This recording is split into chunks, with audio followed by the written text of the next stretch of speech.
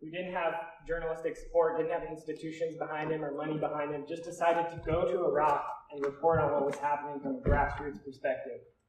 And he did that for years.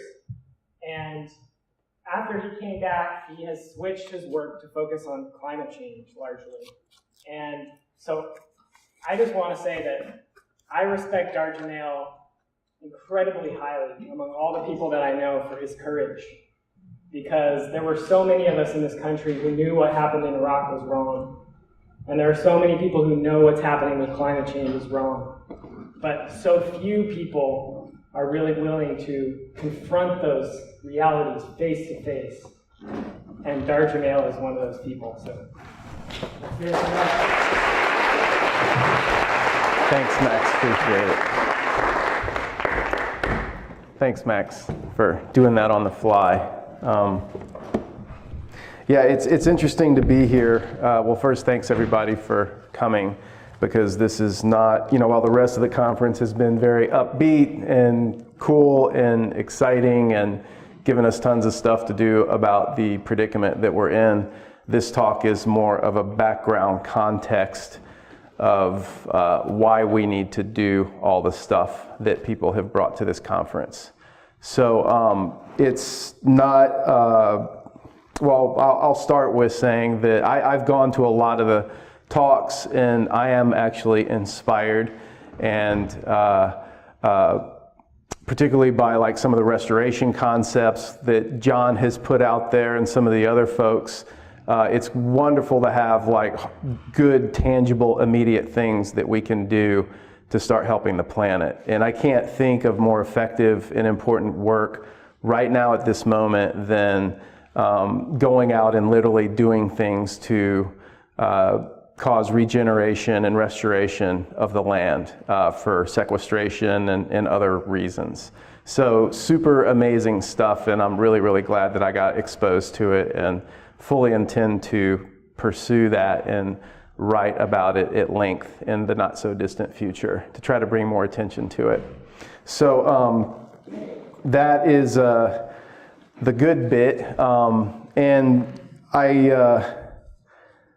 I think here, before I really get into my talk, I'll preface it by saying that this is really, really hard information, but I think it's very, very necessary to, as author and storyteller Stephen Jenkinson puts it, know the time that we're in.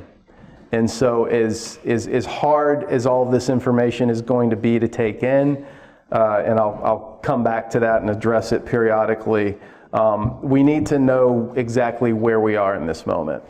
So as Max said, I cut my teeth as a journalist in Iraq. I spent over a year there over about a decade of time, and over multiple trips, and learned a lot about the media at the same time, and have worked for Al Jazeera English, which is in itself a big corporate-esque media outlet at this point. And what I learned was that the challenge as a journalist of when you're really out there on the frontier of here's what's happening, and now my job is to report this back to the people back home, there's always going to be pushback. And I ran into that in Iraq, for example, going in there in late '03 and then in '04, before everyone in the country got how big of a disaster this was. So I got death threats, I got called names, I would have people come and heckle at presentations, et cetera, simply for reporting the truth. Because when things are really, really hard to hear and upsetting, I think a lot of us, our natural inclination is like, no, I don't want to know that. But now with the climate crisis, even though it's gotten a whole lot of attention in the last year and continues to, my experience is once the corporate media starts reporting on it, it's too late. It already happened years ago. And that was the situation in Iraq. I went in there and within 3 days you could see this is a shit show and it's about to get really, really, really bad.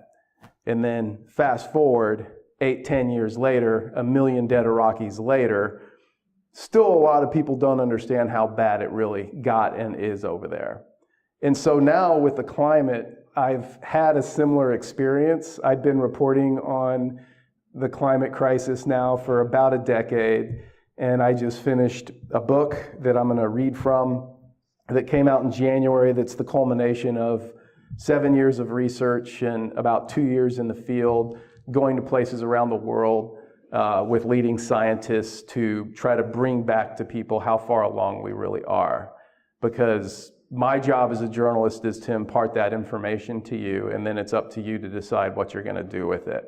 So I'm going to bring out a lot of statistics. Some of them are going to be really hard, and I'll preface it by saying every statistic I share is from a peer-reviewed journal, most of them extremely prestigious, like Proceedings of the National Academy of Sciences or NASA, et cetera.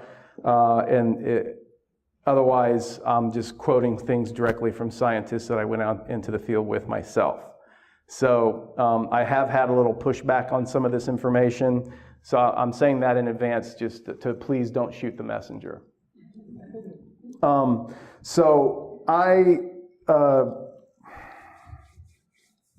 going to take you to a couple of different places in the book and then kind of step back and give you a macro of the bigger picture.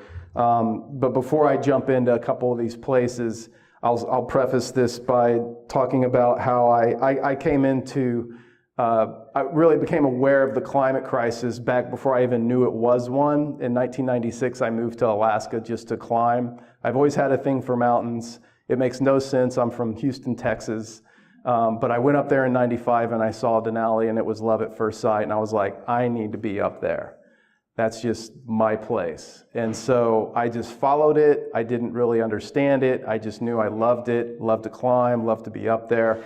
So I moved up in 96 and immediately through climbing started to become aware of dramatically receding glaciers, crazy weather patterns, super warm temperatures in Anchorage during the wintertime. And as I'm sure everyone in this room's aware of, the Arctic's been warming at twice the rate of the rest of the planet for quite some time now. So I was slapped in the face with this, even though I wasn't aware of the climate crisis. I had no politics whatsoever, and I definitely wasn't reading studies about it. But you know, up there, it's pretty hard to deny when it's right in your face every day. Then fast forward through my war reporting, and then 10 years later, I'm a climate journalist from roughly 2010 until now. And the sum total of all that research up to starting my book was, okay, I'm going to go out on the front lines of the planet where this is happening the fastest and the most obvious, because I believe that the fundamental cause of the climate crisis is our disconnection from the planet. And it's been great to hear other people talking about that at this conference too. And so my only hope from writing this book was that someone would read it and then put it down and then want to go outside to wherever their favorite place is on the planet and connect. And if that happens, then I feel like I've done my job. So I decided, okay, some of these places I wanted to go were obviously glaciers. I have a thing for ice, hence the title of the book, and high places, but also the Great Barrier Reef in Australia, South Florida for sea level rise, the Amazon rainforest, St. Paul Island and the Pribilofs to really show how deeply indigenous people are being impacted by this. And so I want to take you to a couple of those places. The first one, given that I try to at least bring one place in when I'm going around giving talks that's really a lot more regional specific for that place. And here, and I'm from Port Townsend too, we drive around a day like today, you can see the glaciers on Mount Baker and the Cascades and the Olympics. And so I want to talk about what's happening to glaciers around the world. And so I did go spend a lot of time in Alaska doing that, but the bit that I'll focus on here that's a little bit closer to home is I got to go to Glacier National Park and spend time with Dr. Dan Faegre. He is a U.S. Geological Survey research ecologist and directs the Climate Change in Mountain Ecosystems Project. And he's also the lead investigator of the USGS Benchmark Glacier Program. And he's worked in Glacier National Park since '91. Another thing I did is I chose scientists that had a long-term intimate relationship with the place where they were studying. So, he's been at this park for a long time. And the fact that he's the lead investigator of the benchmark program is a big deal. This in North America is the best collection of data that we have that show us specifically what's happening to glaciers. So one of them is in North Cascades National Park, one of them's the Golconda Glacier in the eastern Alaska Range, and one of them's, I believe it's the Sperry Glacier in Glacier National Park. And basically they go out and have been for every year now. In the Golconda, it's over 50 years, and they do maximum and minimum mass balance surveys on the glacier, and then record this, and they can show over time, here's what's happening to the glaciers as more CO2 is added to the atmosphere, as the planet warms, because glaciers really are the canary in the coal mine, as Dr. Dan Faegre put it, and the glaciologists like Louis Sass up in Alaska that I went out on the glacier with up there. And so Dr. Dan Faegre, I went there in the summer of 2017, and it was a record wildfire season in Montana, record high temperatures, smoke everywhere, very hot day. But I rolled into his office in the western entrance of Glacier National Park, and he's this very, very upbeat guy. He loves what he does. He starts talking about glaciers and his eyes light up and sparkle, and he was very excited and welcoming. And for someone with a resume and the amount of time he's been studying what he's been studying is him, how open and warm and welcoming he was really a nice thing, because he's certainly, arguably even one of the leading glaciologists in the country. So we hop in his car and we drive up, going to the Sun Highway up to Logan Pass, which for anyone who's been to Glacier National Park, it's this really, really dramatic highway cut into this extremely steep mountainside, and you go up and the views are insane. Just really a majestic place, one of the most beautiful mountain regions I've certainly been to. And so we get up to Logan Pass, and I want to just read a bit of my book about a conversation that we had once we got up there. This is an explosion, a nuclear explosion of geologic change, he tells me, describing the impact of climate disruption while we look out across a valley together. This is unusual, it is incredibly rapid, and exceeds the ability for normal adaptation, he says. We've shoved it into overdrive and taken our hands off the wheel. He then takes me to stand in another area of slush. The people who built the Logan Pass Road had to deal with a glacier here, right here, he says, pointing down to our feet. Now there is no glacier. To underscore his point, Faegre tells me that this year they had 137% of their normal snowpack, and 2 days earlier it was already below normal for this time of year because of the heat. We had a snowfall up here recently that needed to be plowed, he says, smiling, and it melted before they could plow it. I ask him if that kind of thing is what keeps him up at night.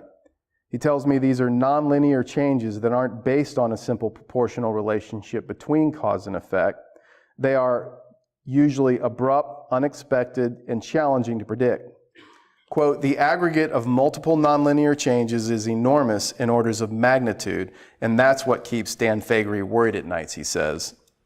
After a pause to let all that sink in, he goes on to explain that the Earth has a resilient system that has been through much worse than what we've caused. Ice ages, volcanism, etc. So many of these things will recover, he says, of the glaciers and forests that are vanishing before our eyes, but not in a time frame that includes humans. We return to the car and continue driving down the other side of the pass. We roll down our windows and neither one of us talks for a while. I know it's a sensitive topic to bring up with scientists, and most of them avoid it at all costs, but I decide to ask Faegre what it is like for him personally to watch the glaciers vanish before his eyes. It's like being a battle-hardened soldier, he says, but on a philosophical basis, it's tough to watch the thing you studied disappear. I watch him drive for a couple of silent moments, then I look out across the valley and listen to the waterfalls as they stream down toward the river far below us. So Glacier National Park, he made international headlines that summer when he said essentially what a study that he had been involved with that was published a ways back had said, which was that by 2030 there will be no more glaciers in Glacier National Park. So that's less than 11 years from right now.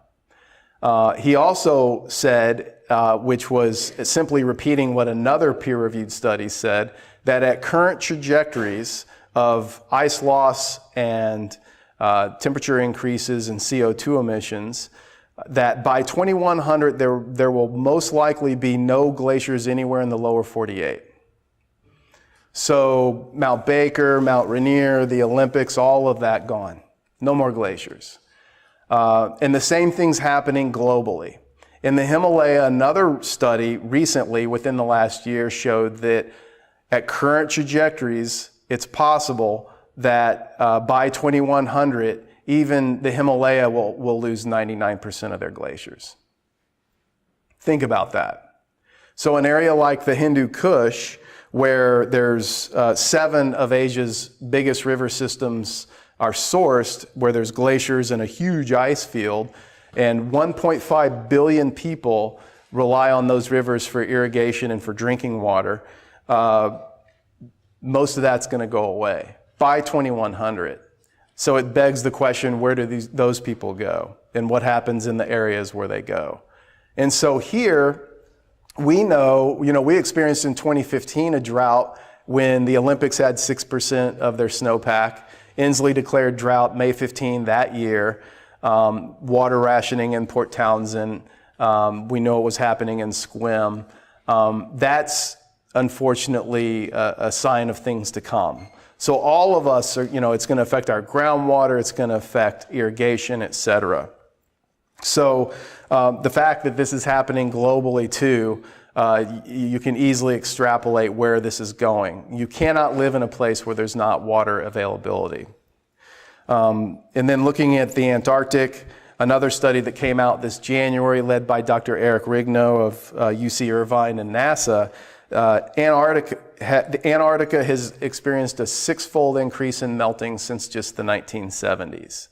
So again, everything everywhere is accelerating beyond what was predicted even, say, 5 years ago.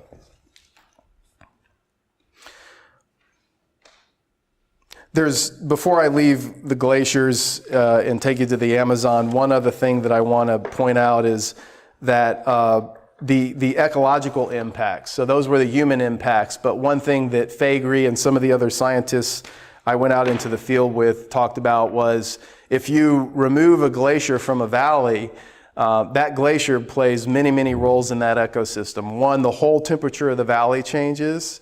And then, of course, the temperature of the streams coming from the glacier is going to change. So they maintain certain temperatures so that certain fish are going to be there, certain insects. When those glaciers are reduced or go away entirely, those insects and the fish are going to go away. Most of the animals that rely on those are going to go away. The groundwater that's there because of the glaciers is going to shift or go away. And then, of course, all the vegetation and the trees relying upon that are going to be impacted, as are all the wildlife that depends on those. So you get an idea, glaciers aren't just this nice aesthetic thing to look at, but they play very, very critical roles in the ecosystem where they're located, as well as, of course, for us, like I said, for our water. It's at least 250 million people around the world rely on glaciers as their sole source of drinking water.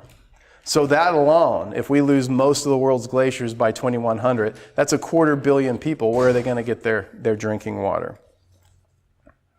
So now I'd like to change gears dramatically and take you to the Amazon rainforest. A few statistics first. It's 2/3 the size of the contiguous 48 states, the Amazon basin in total. It's the largest rainforest on the planet. It generates half its own rainfall and contains 20% of the world's rivers. The Amazon River alone has 1,100 tributaries, 17 of them longer than 1,000 miles apiece. There's thousands of species of trees, 2.5 million species of insects, thousands of species of birds, 3,000 species of fish in the Rio Negro alone.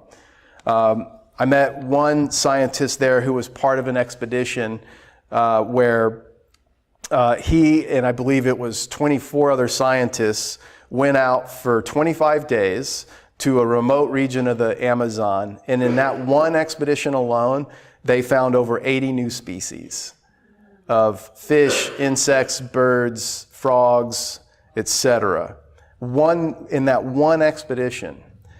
On average, they're still finding a species. It's a little bit more than one every 2 days. A new species is still being discovered in the Amazon. So I had the privilege of going there and meeting with Dr. Thomas Lovejoy. I imagine most people in the room have heard of him. He's sometimes referred to as the godfather of biodiversity. He's been studying the Amazon since 1965. He was head of the World Wildlife Fund for 14 years. He's been on a White House Science Council, and it'd take you a long time to read through his whole resume. He has dedicated his entire life to passionately studying and working to conserve the Amazon. And so it started out with flying into Manaus, a big city right in the middle of the Amazon, and meeting up with Lovejoy, and then taking a long, bumpy Jeep ride deep into the jungle to his famous Camp 41. It's one of seven different study camps where he's set up, and they continue. This one camp alone, more than 700 peer-reviewed scientific studies have been produced out of just that one camp. So we got there, and Dr. Lovejoy grabs his backpack and runs down this little trail. We all grab our backpacks, is me and my friend Barbara, who's here today, and several other people from around the world. There was probably about 12, 15 of us or so. Everybody, followed down the trail, and then Dr. Lovejoy got down there, and he got down there first intentionally to just stand there and greet each one of us as we walked down the path. And thanks for taking the time to come. Here's this guy, like arguably the most esteemed biodiversity expert on the planet, ran down there just so he could shake each of our hands and welcome us into his camp, this amazing place. And so we settle into the camp, and it's a very sparse place, just this small clearing in the middle of the jungle there. We had hammocks with mosquito netting, and there's an outdoor kitchen and a couple of picnic tables. So it's a very, very sparse camp. But how many people here have been to the Amazon? Okay, just a few people. It's so you'll understand. This was my first time to go, and it was a really incredible. It was a spiritual experience because immediately I could feel the jungle start to pull me into it. Everything from into my dreams at night, like having really deep, amazing, crazy, sometimes dreams that would really shake me up, to waking up with howler monkey roars echoing through the jungle and coming through camp, and then getting up and going out with these scientists into the jungle for walks just to learn about vines and insects and, these people that are just utterly fascinated with it. And it's like the more you look into it, the more you see there is more to look into, And for example, when I at one point asked Lovejoy, who's been studying it since 1965, has written books and I don't know how many scientific studies about what he studied. I said, "How you know a lot?" And he says, "We're just barely scratching the surface." Right? That's what's going on in the Amazon. And so it was great to hang out with these scientists that were so passionate and so good at what they do. And one of them was a man named Vítek Jiránek. He's from the Czech Republic and has worked in 11 different wildlife research positions around the world. And he was there working on his PhD in ornithology from LSU, and he was a student of Tom's and was very excited talking about Tom and said, "I'm here working with," he's like a god to me. I grew up reading his books and his articles, and now here I am literally working with him. But then I'm going to read you a short bit about where the conversation went from there. Jiránek, however, assumed a somber tone when we talked about his research. Quote, "Island biogeography is no longer an offshore enterprise. It has come to the mainland. It's everywhere. The problem of animal and plant populations left marooned within various fragments under circumstances that are untenable for the long term has begun showing up all over the land surface of the planet. The familiar questions recur. How many mountain gorillas inhabit the forested slopes of the Virunga volcanoes, along the shared borders of the Democratic Republic of the Congo, Uganda, and Rwanda? How many tigers live in the Suriska Tiger Reserve of northwestern India? How many are left? How long can they survive? Now there is anger in his voice. How many grizzly bears occupy the North Cascades ecosystem, a discrete patch of mountain forest along the northern border of the state of Washington? Not enough. How many European brown bears are there in Italy's Abruzzo National Park? Not enough. How many Florida panthers in Big Cypress Swamp? Not enough. How many Asiatic lions in the forest of GERC? Not enough. How many Indri in the Alamazotra? Not enough. And so on. The world is broken in pieces now. We also had the privilege of meeting with Dr. Rita Mesquita is her name, a biologist and researcher with the largest research institute in the Amazon. She's worked closely with Lovejoy for a number of years, has co-authored at least one book with them and several studies. And again, an extremely knowledgeable, passionate person, and was, when she wasn't in the deep jungle, she would take people on basically a nature walk through a forest fragment right in the middle of Manaus, a city of 2.5 million people. And excuse me.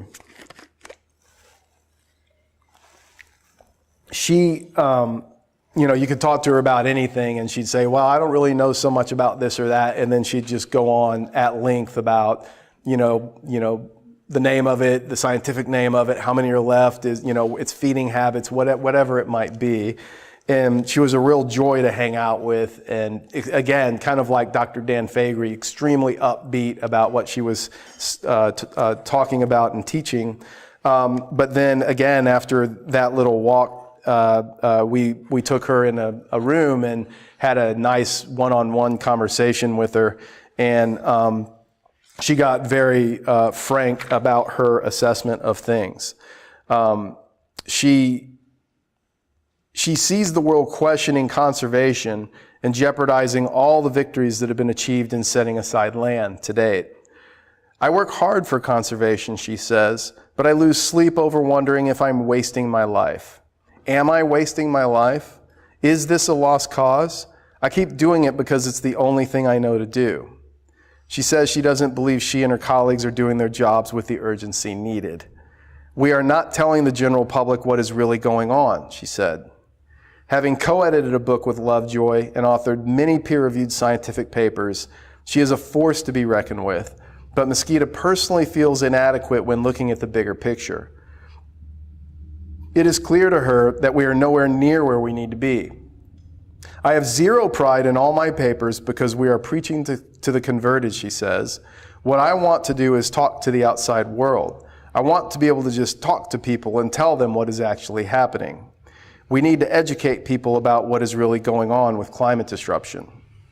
Like so many of the experts I've spoken with for this book, Mesquita believes the root cause of climate disruption is humanity's lack of connection to the planet. Even here in Manaus, kids don't understand that they live in the Amazon, she says. So there is no connection at all with anything, and that is the problem. There is sadness in her voice as she tells me this. I made a personal decision to not have kids because I don't have a future to offer them. I don't think we are going to win this battle. I think we are really done.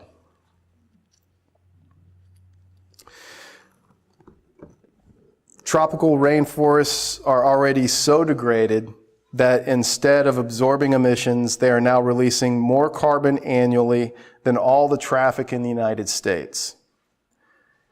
In 2010, a drought in the Amazon released as much CO2 as the total annual emissions of Russia and China combined. We're losing 1.5 acres of rainforest every second. At some point in the not-so-distant future, the Amazon will regularly emit more carbon than it absorbs, which will be yet another critical tipping point for the planet. The last thing I want to share with you before leaving the Amazon is I had several conversations with Dr. Lovejoy, but we talked. I sat down and did a long interview with him for the book. I just want to share one part of that, but preface it with this is a guy. He's extremely humble, very, very measured in his speech. Very quiet, soft-spoken, doesn't really show much emotion. And there was one thing that happened where he got upset that I saw. And I was talking to him about, he had written an op-ed for the New York Times quite a few years ago after one of the UN COP conferences. And he was talking about the necessity to keep the temperature below 1.5 C of the planet. And this was a long time ago. I think we hadn't even hit 1C yet. And I started talking to him about, well, you know, there are these predictions of 2C by this year, 3C, the IPCC worst case predictions of 4 to 5C by 2100. And I kind of kept going up the scale from there. And he interrupted me and he slams his hand on the table. And he said, people have no idea what's going to happen when we hit 2C. There are reasons other than moral concerns for protecting the Amazon, including self-interest. Quote, we go to the doctor and the pharmacy and we have no clue where our drugs came from, Lovejoy says. More of that is from nature than we realize. Lovejoy mentions a poison found in the Amazon, that led to the production of the pharmaceutical captopril, which in turn became one of the first ACE inhibitors and is now used by hundreds of millions of people to control their blood pressure and heart conditions. Captopril widens blood vessels, making it easier for the heart to pump blood through them. Most of the people taking it have no idea that this drug responsible for their health is from the Amazon. He mentions another example, a vine found by indigenous people. When they threw it in a lake, all the fish came to the surface gasping for air, which made their fishing much easier. The name of the substance that causes this is curare. It is used today as a muscle relaxant during major abdominal surgeries. His point is that if we continue to destroy the Amazon at our current pace, we may never know how it could help save millions or possibly billions of human lives in the future. Lovejoy believes this is one of the least appreciated aspects of biodiversity. The Amazon is a gigantic library of the life sciences, which is continually acquiring new volumes, he says. We are discovering new species of birds all the time. And wrapped up in all of that is incredible adaptation capacity. It's important to remember each species represents a set of solutions to a set of biological problems, and any one of those can turn out to revolutionize how we understand biological science. Lovejoy pauses and gazes admiringly at the jungle surrounding the camp and then turns back to me. We are so stuck on ourselves, we don't think we need any of it, he says. We think we are some godlike thing.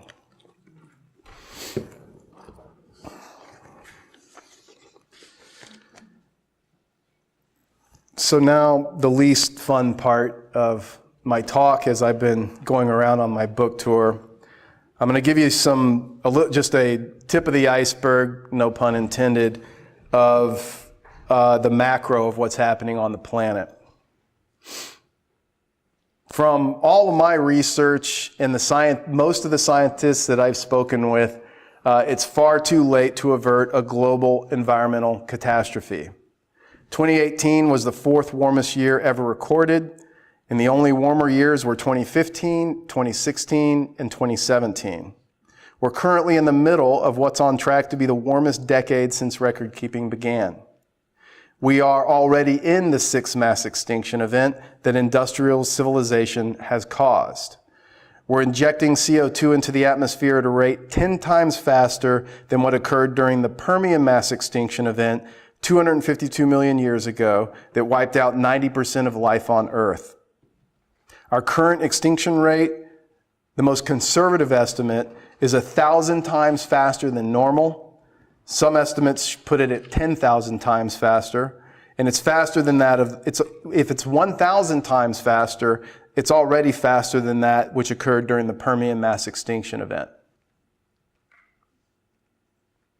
But as I said at the start of the talk, there's a lot of denialism. We know we don't need to waste our breath on the fossil fuel funded propaganda and denialism that's so rampant across the right and in the upper echelons of the political system. But I would argue that there's a denialism on the left in this country as well. One example would be this UN report from the fall that said that we have 12 years to avert a climate catastrophe. There's no new data in this report. The IPCC, and there's actually been a study that came out and was a peer-reviewed study that was published on this recently, is extremely over-conservative. I have talked to several IPCC authors themselves, some of them in this book, that have said the IPCC's projections are watered down. It's a heavily politicized organization, and in short, it's not science. So another person from within the IPCC, it was passed on to me, said you can basically take the IPCC's worst case predictions and double them. But people pin everything on this report that came out in fall saying, oh, we still have 12 years. It's just factually not correct. We have things like, oh, let's wait for the 2020 election. Maybe Jay Inslee will get elected and save us, or maybe Bernie or something like this. Again, waiting for some other thing. Geoengineering, there's going to be a techno fix.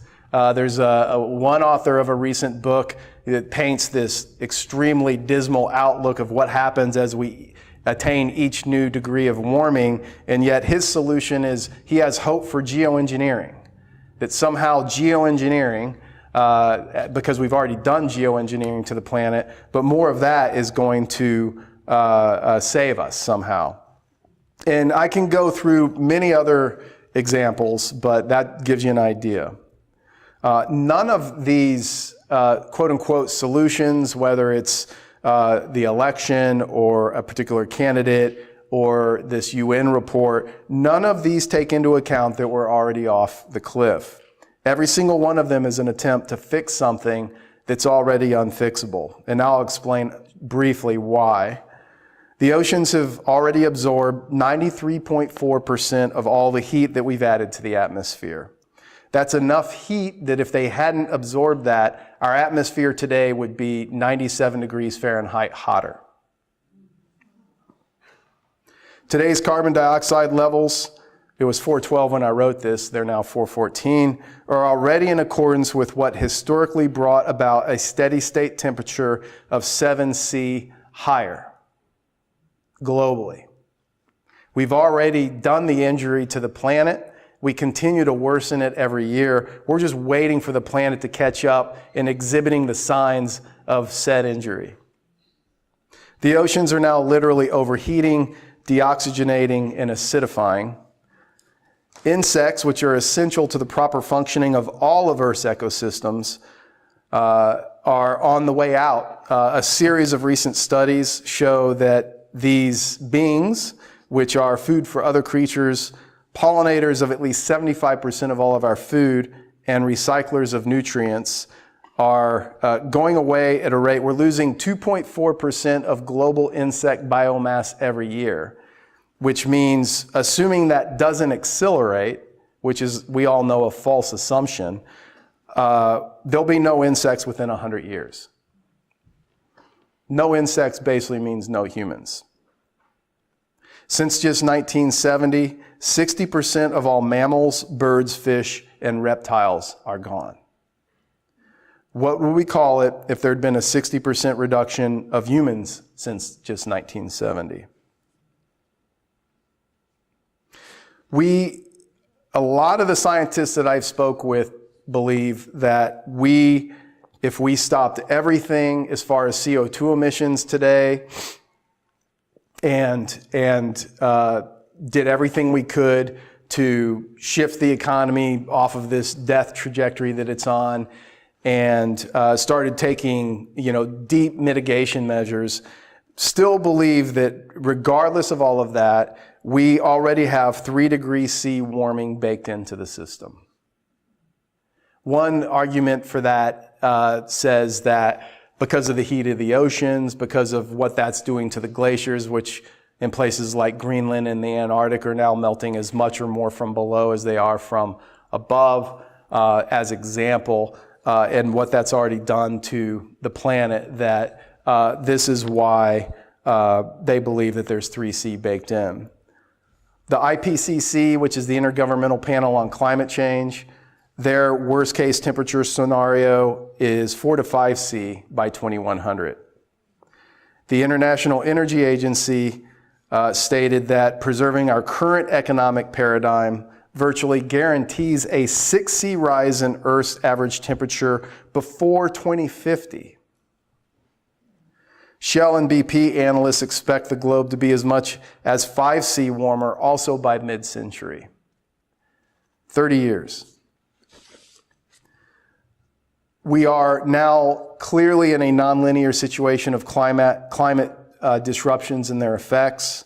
We're locked into a course of uncontrollable levels of climate disruption that are set to bring, and already are bringing in large parts of the globe, starvation, destruction, mass migration, disease, and war.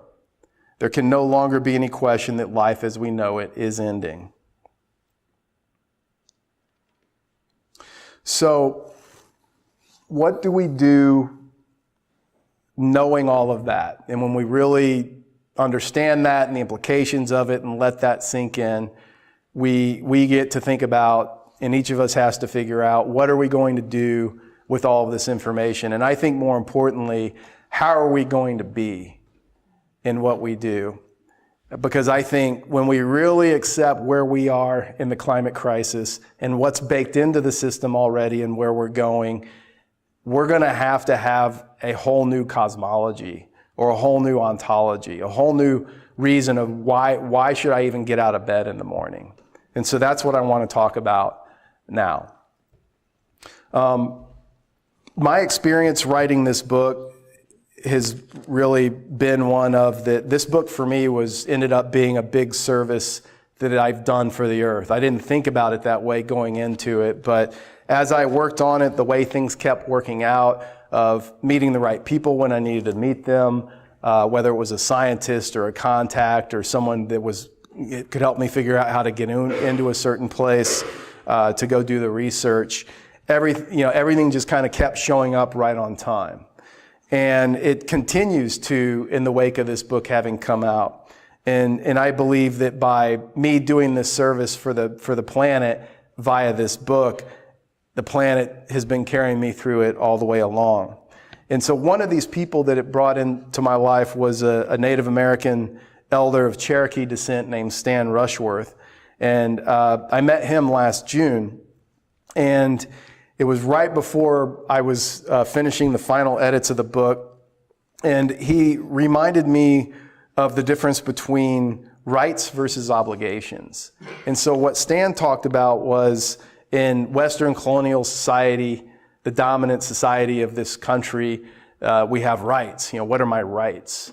But in indigenous cultures, they believe in obligations, that we're born onto the planet with obligations to serve and take care of the planet and to make all decisions based on how they're going to affect future generations of all species, not just humans. And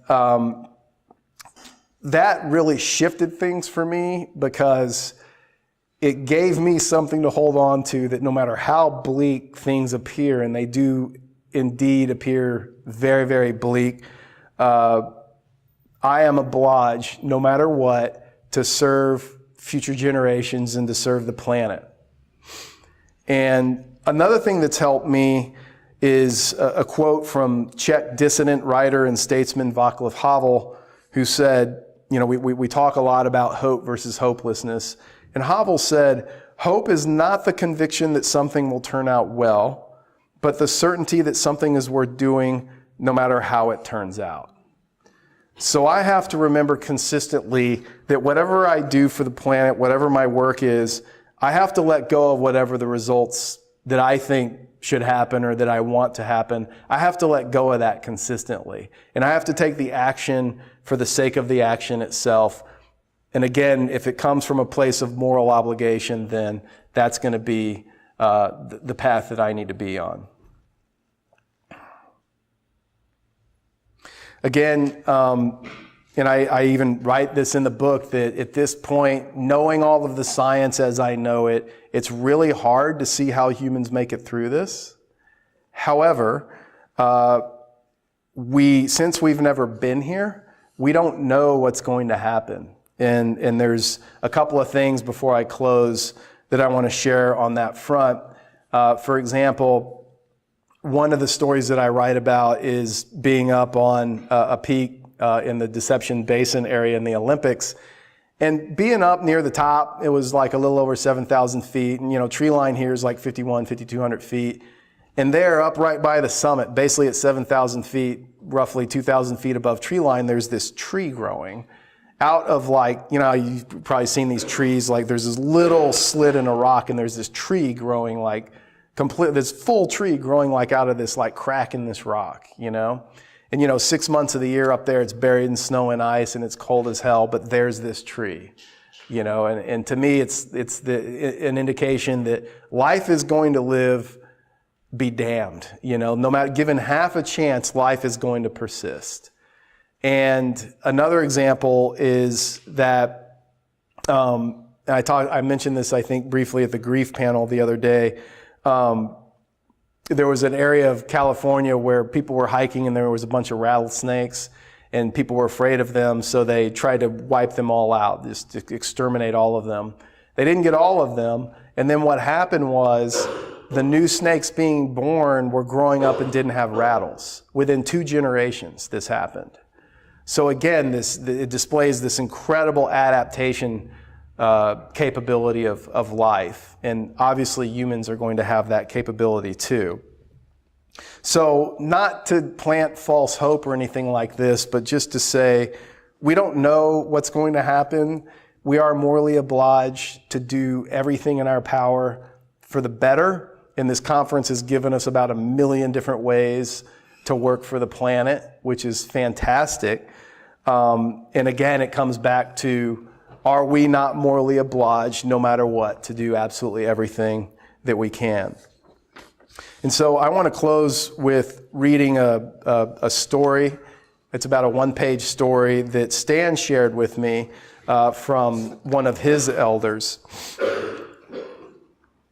It's an old story that storyteller Dr. Darrell Wilson, who was born into the Pitt River Nation in northeastern California, has told. Wilson tells of Mesa Mesa, a small but powerful spirit that inhabits Akuyet, Mount Shasta, located at the southern end of the Cascade Range in north-central California. Mesa Mesa is a spirit force that balances the earth with the universe and the universe with the earth. Wilson says that Akuyet is, quote, the most necessary of all the mountains upon earth, for Mesa Mesa keeps the earth the proper distance from the sun and keeps everything in its proper place when wonder and power stir the universe with a giant yet invisible canoe paddle. Mesa Mesa keeps the earth from wandering away from the rest of the universe. It maintains the proper seasons and the proper atmosphere for life to flourish as earth changes seasons on its journey around the sun. The mountain, the story tells us, must be worshipped because Mesa Mesa dwells deep within it. To climb the mountain with a pure heart and with real resolve, and to communicate with, quote, all of the light and all of the darkness of the universe, is to place your spirit in a direct line from the songs of Mesa Mesa to the heart of the universe. While in this posture, the spirit of man/woman is in perfect balance and harmony, end quote. For as long as Mesa Mesa's instructions are followed with sincerity, society will be sustained. Its inhabitants will survive for the long term. Quote, the most important of all the lessons, it is said, is to be so quiet in your being that you constantly hear the soft singing of Mesa Mesa, end quote. However, the story also warns that by not listening to Mesa Mesa's song, the song will fade. Mesa Mesa will depart, quote, and the earth and all of the societies upon earth will be out of balance, and the life therein vulnerable to extinction, end quote. And so when Stan first told me that story, it was a really important moment because that's when I really understood. That's why I always go to the mountains, because that's the place that I go to listen. And I was drawn up there and I started doing it before I even knew it was happening. And I'm sure that everyone here already has a place like that is your favorite place. And so whenever I need new direction or am overwhelmed by what's happening on the planet, or just need to go play, that's where I go. I usually head to the Olympics or the Cascades or back up to Alaska to tap back into where I listen to Mesa Mesa. So the two questions I'll send you home with to ponder are, where do you go to listen to Mesa Mesa? And when was the last time that you went there to listen? Thanks, everybody.